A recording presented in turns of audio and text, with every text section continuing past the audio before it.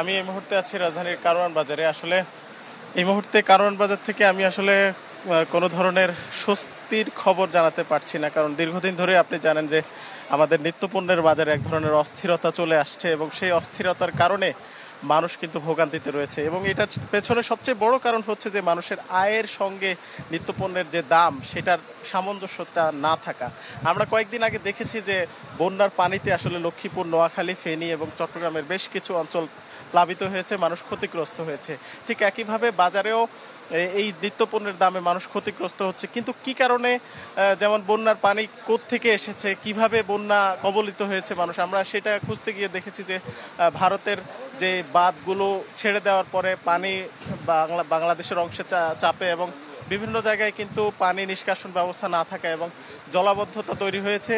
ঠিক একইভাবে কিন্তু বাজারের পরিস্থিতিও আমি আপনাকে বলতে চাই যে বাজারেও আসলে সাপ্লাই সরবরাহ যে চেইনটা রয়েছে সেই চেইনে কিছু কৃত্রিম সংকট তৈরি হয়ে আসছে কিছু অসাধু ব্যবসায়ীর কারণে। সেই কারণে হচ্ছে বাজারে প্রায়ই আমরা দেখি যে অস্থিরতা লেগে থাকে এবং কোনো কোনো সময় দেখা গেছে কিছু কিছু পণ্যের সরবরাহ বেড়ে যায়, আবার কোনো কোনো সময় কমে যায়।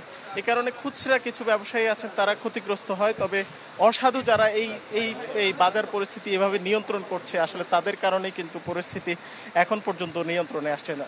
তো যেটা আমি বলতে চাচ্ছি সেটা হচ্ছে যে আসলে বাজারে কি পরিমাণ পণ্য আসবে এবং কি পরিমাণ পণ্যের চাহিদা রয়েছে, যদি এটা সরকারের কাছে নিয়ন্ত্রণ না থাকে, সরকারের কাছে প্রকৃত হিসাবটা না থাকে, তাহলে আসলে এই বাজার পরিস্থিতি নিয়ন্ত্রণ করা কঠিন।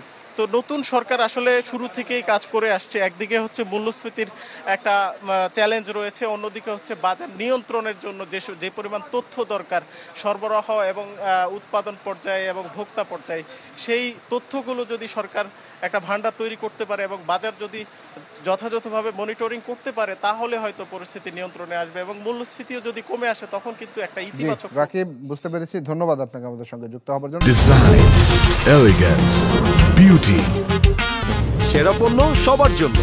জেভিকো।